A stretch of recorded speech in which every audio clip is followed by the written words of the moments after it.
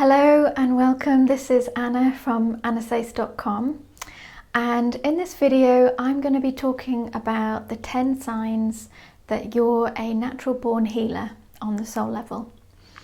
So the reason why I wanted to go into this topic at the moment is because I've got a new program called the Professional Intuitive Healing Program, which is starting at the end of February, and I'm really excited to be teaching this material professionally. I will be teaching people to do intuitive healing sessions, cord cutting, earthbound spirit releasing and aura cleansing sessions. So I've been thinking a lot about what makes a person a natural born healer, and people have been getting in contact with me about the program and asking, how can I know if this program is right for me? And so what I've been saying to people is that you will know if healing is a part of your soul purpose. And in this video, I'm going to tell you the 10 signs that healing is part of your soul's purpose. So I hope you find it interesting, whether you are thinking of taking the course or not. Okay, let's have a look at the first sign that you are a natural born healer. The first sign is that you fit the archetype of the shaman. And traditionally the shaman is somebody who has been through an initiation or a dark night of the soul. So this would usually be somebody who's had a near-death experience, but it doesn't have to be a near-death experience. It can just be a traumatic experience. That because what happens during a trauma is that we perceive that the trauma is threatening our survival, and there's a couple of mechanisms at play during a trauma that turn you into somebody who would be good at helping other people to heal. And the first one is that when you go through a trauma, it can sort of weaken your energetic defenses. So your energy body is weakened. It becomes more porous temporarily following the trauma. So you will feel sort of undefended afterwards. And it just means that your energy field has become more porous. And this actually makes you more sensitive to the energies around you. So people who have been through a trauma like that do tend to become more sensitive, energetically sensitive afterwards. And those people tend towards helping others to heal. They fit that archetype of the shaman because they can be more sensitive to the energies around them. Because obviously you can't be, the shaman was somebody who had that energetic and spiritual sensitivity. And without it, you can't help others to heal. You can't bring through insights which can help others. So that's the first mechanism. And the second mechanism is that when you go through a trauma, you tend to dissociate. So you pop out of your body and it's like you're beside yourself energetically. This makes you more sensitive to the unseen realms. So to the astral realm, to the divine realm as well.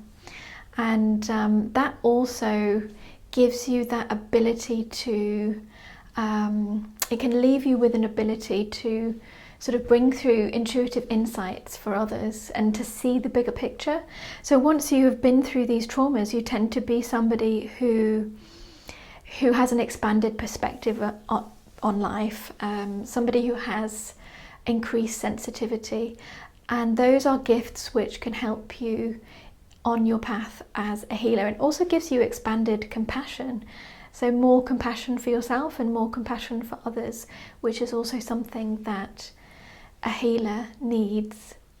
So if something has happened to you in your life which fits that description, you've been through maybe a depression or a dark night of the soul where you felt like you couldn't go on, and you went through one or more traumas, or you've had a near-death experience, then that's a clear sign that you are a natural born healer. You fit the archetype of the healer. So that's the first one. The second sign that you're a natural born healer is that you identify as a light worker. So what is a light worker? A light worker is somebody who feels that they are here to help raise the vibration or raise the consciousness of this planet. So if you're a light worker, you see the suffering on this planet, and rather than turning away from it and being indifferent to it, you feel like, I'm here to do something about that. I want to help people. And usually the way in which you're going to help people is, well, there can be lots of ways in which you help people as a light worker, but often light workers are drawn towards psychic work, healing work, the spiritual field in general. So that's another clear sign that you are a natural born healer. Okay, let's have a look at the third sign. And this links in a little bit to something that I mentioned in my first point. The third sign is that you are an empath. So an empath is somebody who can very easily put themselves in the shoes of another person. In fact, I would say it goes beyond that. If you're an empath, it means that you can explore someone else's energy. You can take yourself out of your own energy field and you can put yourself in somebody else's energy, feel what it is that that person is feeling, and then come back to your experience with an expanded perspective on what it's like to be another person. So there's different types of empath, but the most common one is the emotional empath. And lots of people who are healers are also empaths, partly because sometimes people become empaths because they've been through a trauma, and that's why I said it links back to that point that I mentioned, point 1, where you go through a dark night of the soul and you become more sensitive, more open. But yeah, sometimes you don't necessarily have to have been through a trauma to be an empath. So sometimes you're just born that way for whatever reason. And it's also a sign that you're a natural born healer, because healers often need that gift of empathy. It serves them in their healing work. So that's the third sign. Let's have a look at the fourth sign. The fourth sign that you're a natural born healer is that you are a strong dreamer. So what's a strong dreamer? Somebody who dreams strong is someone who can remember their dreams. They have very vivid dreams. They feel like their dreams have meaning to them. So maybe they feel like they're receiving spiritual messages through their dreams. Maybe they encounter spiritual beings or deceased loved ones when they are dreaming. So if you are able to do those things when you're asleep, that's also a sign that you're a natural born healer.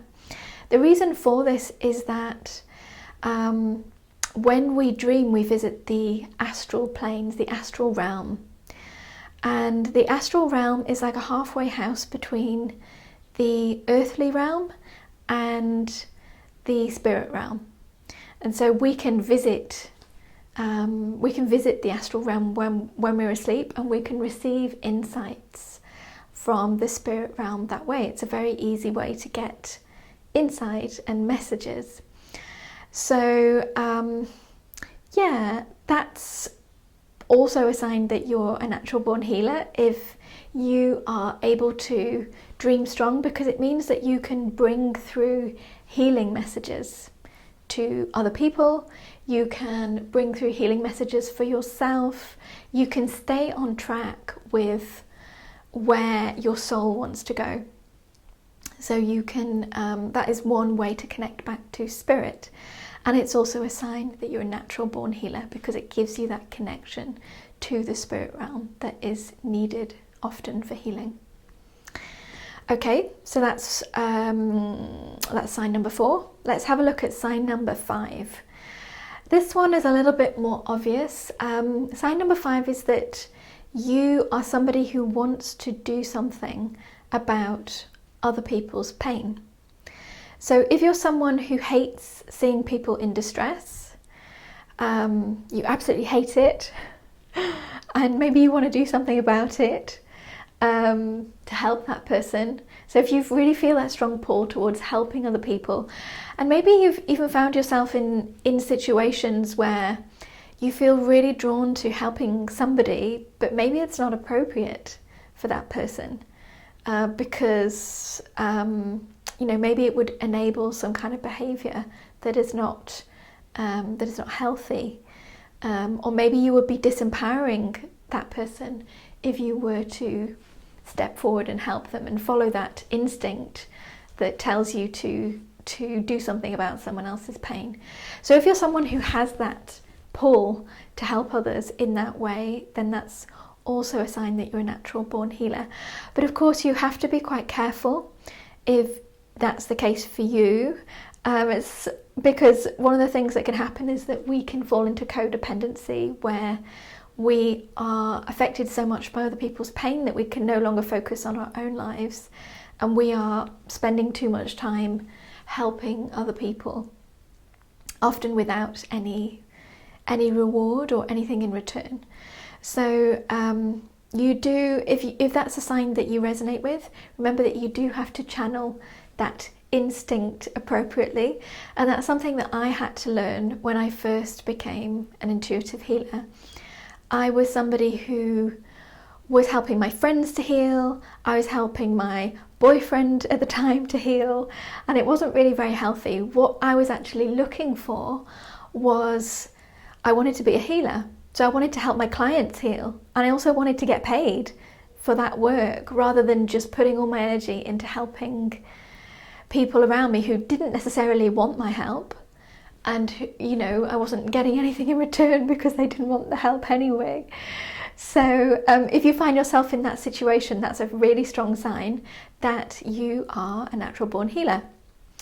And let's have a look at sign number 6. This is something that follows on from what I've just talked about with sign number 5.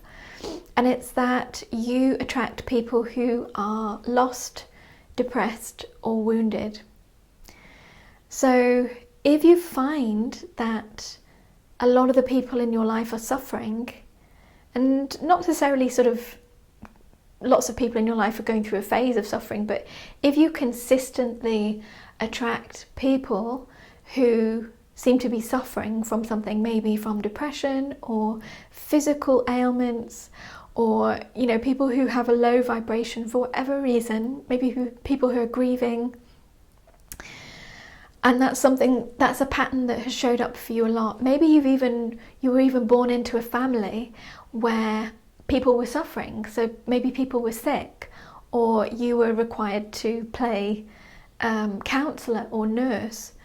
That is also a sign that you're a natural born healer, because the universe is bringing these people into your life because you can help them. But again, you have to remember what I said for point number 5, which is that you don't have to help everybody who needs your help. Not everybody who is suffering necessarily wants, help or healing.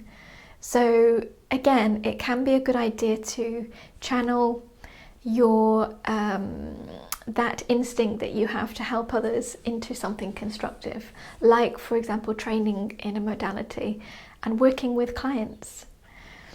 But if you have a lot of people around you who are suffering, and that's something you've noticed consistently over the years, that's also a sign that you're a natural born healer on the soul level. Let's have a look at sign number 7.